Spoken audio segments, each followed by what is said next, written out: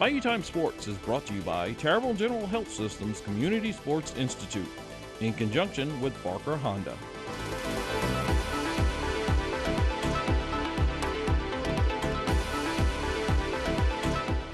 Very proud of the field of 64 that we had. I think it's been a great tournament so far, and I love where college baseball is. I think it's still a sport where runners are being moved over. The bunt still matters. Situational baseball still matters, and I think the fans recognize that, and it's just been fun to watch that during the tournament. The strategy of the game itself is a beautiful thing, and we've seen that over and over again in this tournament. So really thrilled to be here in Omaha with the field of 8 that we have remaining, and we're hoping for great weather. And again, excited about this opportunity for the sport of baseball. Anthony, please. Yep. So John obviously knows, and so does Craig, far more about baseball than I. So I leave the selection of the teams and those things to them. My role is really thinking big picture about the sport, about our championship, and building alliances in different places. So we're pretty excited about some of the things that we've been able to do this year.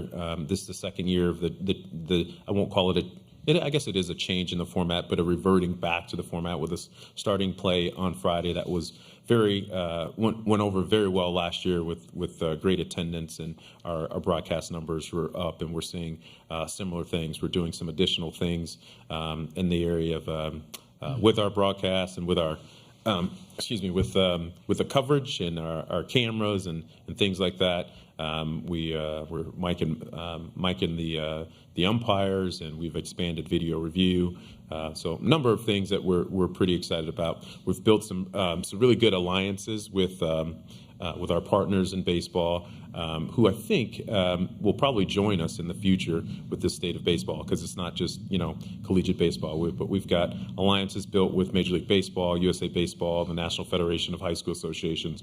So we're partnering with them on initiatives around officiating, diversity and inclusion, both for players and officials and folks that work in and around baseball. I think that's important for us as well, and trying to make the game just as engaging for the next generation as it has been for our generation. So, okay, Craig. All right, this is my 10th straight College World Series, and probably 15th or 16th overall. It's always an exciting time. I think right now our baseball at this level is the highest it's ever been. The passion, the interest is just off the charts, and so I feel like we're in a good position and moving forward very quickly. The coaching has probably never been better, and feel real comfortable with that. So just a great time to be in Omaha. Okay, let's open up for questions. We'll start here with Ted. Once again, give us your name and affiliation and to whom you're asking the question. Teddy Cahill, Baseball America. John and/or Anthony, the topic of expansion came out of the Transformation Committee. Where is that with baseball, and what kind of decisions have to be made on that? John? Anthony, I'll let Anthony start. Okay. Yeah, certainly. Yep, that was one of the recommendations for that. And while that recommendation has gone forward, there's a number of moving pieces that go with that, right? The membership has to be accepting of that. We have to identify the finances of that. And does it make sense for all sports, right? I think there was a real sense of that around maybe men's and women's basketball, maybe baseball as well. I think Commissioner Sankey used the example from last year's series a number of times that, hey, if Ole Miss is the last team in, does that mean we're leaving some good teams at home? I don't know if I necessarily would look at it that way. I think it should be hard to be one of 64, and I think that maintains a really strong field and competitive balance across the board. But we serve at the pleasure of the membership. If they want to see that, I think we'll entertain it. I think there's been a little bit of a slowdown in terms of all of the transformation recommendations that were presented. There was initial August kind of timeline. Many of those things have been moved to January as our We've got new leadership, both with President Charlie Baker as well as some members of our board that are massaging and reviewing and understanding all of those things. So that's a long-winded way of saying there's been no action taking specific to baseball around an immediate expansion. So for the near future, we'll still be at 64, but who knows what beyond 24, 25 looks like. I'd love to see that opportunity as part of the membership. I'd love to see that opportunity present itself. Having served on the Division I baseball committee, I really believe that there are deserving teams that don't get in, and I'd love to see them get that opportunity. As mentioned by Anthony, the membership will have to approve this and analyze it and go through a process, but I certainly think it's something that would help baseball for a variety of reasons. I mean, when you get down to those last teams that are selected, it's really difficult because all of them are deserving, and the margin is so thin. It's an extremely difficult task. I can tell you this: the members of whomever is a member of that committee, they would love to have some more at-large positions. Okay. Right here, and we'll get then Howard. Okay. Evan Bland, Omaha World Herald, for John and anyone who wants to answer just the RPI discussion. I guess I'm curious, do you have a sense that there's much momentum for a tweak or an overhaul of that formula, and what would be the next step in some sort of RPI reform? Well, we've had some great dialogue about that. My commentary about that was just simply that everything evolves, everything. I mean, we're just talking about the potential of the field itself evolving and changing a little bit.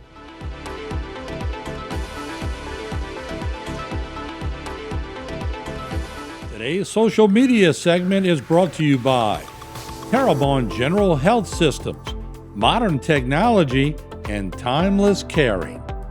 Rouse's, you're either local or you're not. Buick, the craft of modern luxury.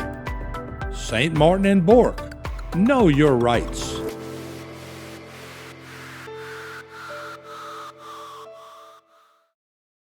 Bayou Time Sports is brought to you by Terrebonne General Health Systems Community Sports Institute in conjunction with Barker Honda.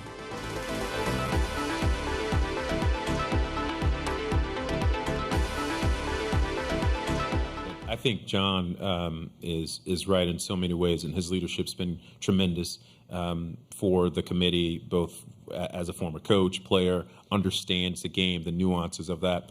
I would simply add that the RPI is simply one tool in the box that the committee has. I think the RPI gets a lot of attention because it's one of the tools that's easily for folks to point to. I would say that part of the reason it's easy to point to is because it works. Candidly, if folks are saying, that look at the RPI and they went right in line. I don't know if they went right in line because there are a number of other things that the committee considers. But when they consider all those things and you put them in the field or you seed them or you bracket them and you look at their RPI, oftentimes they're aligned. So that means that you're probably doing something right. That doesn't mean that's the only thing that we should be using. John mentioned, our men's basketball has taken on some additional tools than that. We've got the KPI. So we're going to dig into that. That's my commitment staff-wise. We're going to dig into that here this summer and provide the committee with some additional items to consider for moving forward. Okay, Howard, back in the back. Howard Borden, KOBM Omaha. First of all, welcome back, Anthony, John, Craig, to our home away from home here for the next 10, 12 days. Kudos to the committee. John, I know it's very difficult. We've talked before about what goes on behind the scenes in picking the field. My observation for this field, pretty interesting that we have representation from the West Coast. We have representation, 2 teams from the Southwest, and Oral Roberts and TCU, and then 3 from the SEC and 2 from the Atlantic Coast. It came out that way. You don't know how it's going to shape up going in. But that, I think, is a real interesting thing. Indiana State almost got here. Oregon could have from the Pacific Northwest.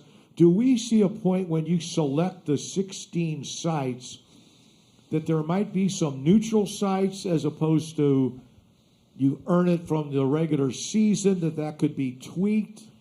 Maybe there's been some discussion about that. I don't know if that would work. Has there ever been some talk of going to 32 sites and then adding on? There's been discussions on that to grow the game. Just throwing that out, but again, congratulations on the hard work. You want to start with that? No, you start Okay, that one. He said John. I couldn't remember Okay. the beginning of that question. Yeah, I mean, certainly in a perfect world, when you're looking at the landscape of college baseball, you'd love to have representation in the four corners of this great country, but it's not one of our barometers. It's not one of our goalposts. We're choosing the 16 best teams to host regionals, and there have been some cases in the past, I know, of potential 2 or maybe even 3s that have hosted and had a 1 shipped into their regional. But yeah, I think it's really evolved into, for the most part, I mean, common sense that the 1s are hosting. But there's no geographic requirement. What we're told over and over again by our friends at the NCAA, Randy sitting right there, and Anthony, is pick the 16 most deserving teams based on the parameters that we have as a committee, and that's what we're charged with doing, and that's what we've tried to do. I'll speak a little bit to the 32-hour because I think that has come up, and Craig can offer as well. I think some coaches have thought about that. When you add those things or additional things that you have to take in mind, right? Our broadcast coverage just continues to grow, and it's been tremendous, and our partners at ESPN have been amazing. But when you go from 62 to 32 sites, that's something you have to consider. Do we still have the same type of attendance capacities that we're experiencing now when you go from 16 to 32? So those are some of the factors that have been considered, and probably some of the reasons we haven't gone to 32. The other thing that I would add, and this is Anthony Houma speaking, not anything specifically for the committee or the NCAA, but I think it should be said, in baseball, it works out, and it works out oftentimes that the top 16 are hosting, but the teams play the season for the seed. You don't automatically get the right to host, right? The seed is what you've earned. Now, hopefully, you've got capacity, your venue meets the accommodations to host, and then you're rewarded with that. But they're not one and the same. Okay, any more questions? We'll go to Evan again. I'd just be curious for anybody's thoughts on the state of power in college baseball right now. I think on a per game basis, it's about as high as it's ever been, but it's maybe not reflected in the way that it was in the late 90s when the balls were flying out like crazy. How do you feel like the power is in the game right now, and are there any tweaks of any kind that you guys are looking at? Go ahead. I think it's exciting. Whenever something's different, people look at it and want to analyze it and then give their thoughts if they like it or not. But it is exciting. But I do think there's a couple little things that, a few years ago when the COVID, we went from 5 rounds versus 40, and then cutting back from 40 to 20 over the last couple of years, rounds of Major League Draft. So you're getting older kids, more experienced kids, both pitching and hitting, but then also the strike zone really shaping up with the hit tracks monitoring system for the umpires. I think a tighter strike zone gives more opportunities for the hitters, and I think it's a combination between those two. Then also through the COVID, we've gotten older players, and so also in the great strength conditioning programs at most schools now, I think all of those things play a huge part.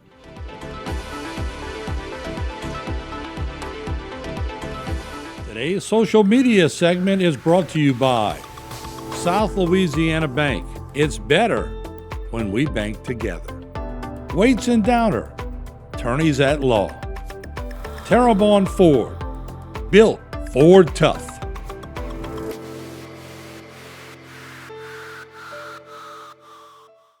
Bayou Bayou Time Sports is brought to you by Terrible General Health Systems Community Sports Institute in conjunction with Barker Honda.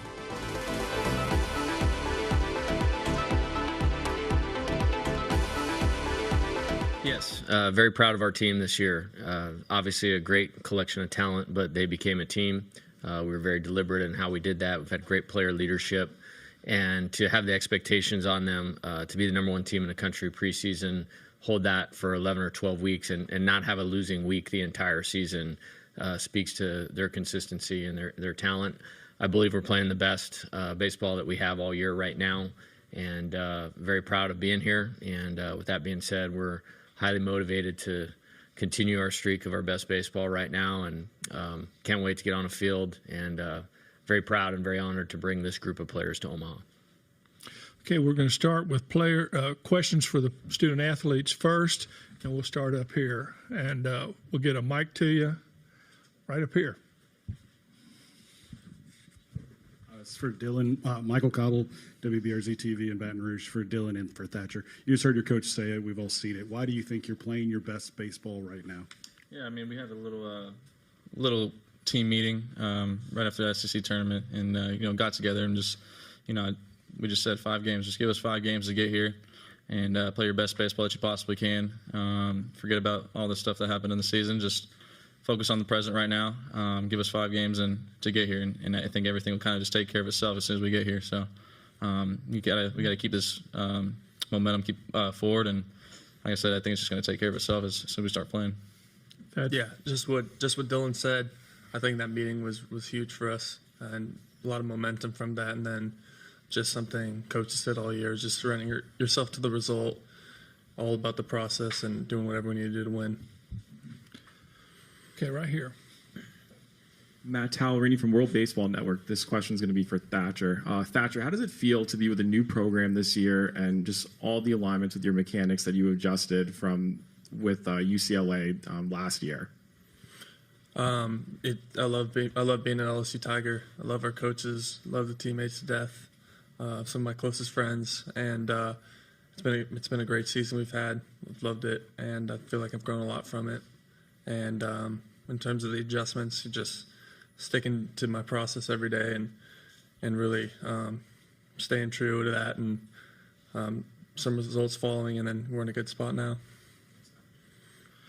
Okay, Joe. Joe Healy, D1 Baseball. Thatcher, how rewarding has it been for you to deal with some of the ups and downs you had earlier in the season, to fight your way back into having a prominent role again, and to be a part of getting this team to this stage? Yeah, I think it's been rewarding. With failure or success, I stayed true to my process every day with my work, and it feels good to contribute to the team. It obviously, when you're going out there and you don't feel like you're contributing and letting some of your guys down, it's the worst feeling in the world. So it feels really good to kind of contribute, and I just want to help us win. Okay, Brandon, back here. So you guys mentioned that you guys held a team meeting after the SEC tournament, and the result has been a 5-game winning streak. However, all of those games were in Baton Rouge. This is obviously not Baton Rouge. So how are you guys planning on keeping that alive, maybe with a little bit less of the familiarity that you have from playing at home? Dylan, you start. Yeah, I mean, just sticking to our game, really. I think we're in a very good spot right now. Like I said, the momentum is tremendous in this team right now. I think everything's just kind of clicking for us right now. Bullpen's doing really well. Starting pitching has just been dominant, and our approaches have been great in the batter's box. So really just sticking to our plan, no matter, change the field, change the atmosphere, sticking to our plan, that's it. Thatcher. Yeah, I think, now more than ever, it's all about just staying true to ourselves and what's got us here. And, I feel like that Dylan said it perfectly. Okay, Sam. Sam McEwen from the Omaha World Herald. Hey, guys. You're familiar with the team you're playing right off the bat. What is it like to play a team, yet again, that you're very familiar with, that also has a really good pitching staff? Thatcher, you start. A lot of the SEC teams, we see them in conference, and we see them in the SEC tournament, saw them in the postseason. So just about playing our baseball and staying true to what we know. Dylan? Yeah, very good team. I have a total respect for them. Great program. definitely know how to win. So, we got to play our best baseball for this game. Great pitching staff. We saw them early in the year, so kind of have an idea going into this game. But yeah, like I said, got to play our best baseball right now. So, yeah. Okay, Michael, you had a question. For both guys again, if we could start with Dylan. Obviously, Skeens won the DeKalser today. I wonder, what do you appreciate most about him? I imagine it's probably different, being in different parts in your career. Yeah, he's had a tremendous impact on my career. Just the way he goes about himself every single day. His preparation. From the first day he walked into the locker room, he's been the same ever since up to this point. And that's what I respect about him. He goes about himself like a big leaguer does, and if not, probably way better. So I've definitely taken note to that, and just try to almost imitate him in every way possible. Because he's had a lot of success this year. Thatcher. Yeah, I think with Paul, he's helped me out, I think probably more than he knows. I live with him, and we talk all the time about baseball and mindset, and I just try to learn from him every day. It's really special to be around him. Same with Dylan, right next to him in the locker, and then I live with Paul, so I'm just super thankful I've got to share the field with those guys all year, and it's special. Just trying to soak it in, Okay, once again here, Matt. Yeah, Matt Talverney from World Baseball Network. Dylan, how does it feel to not just be in Omaha? You're one of the 3 finalists right now for the Golden Spikes Award, even what lies ahead towards the middle of July. What are you just looking forward to taking the field on Friday night? Man, it's something that I've wanted since I was a freshman, walking into the locker room, and it's just something that I've thought about every single day leading up to this point.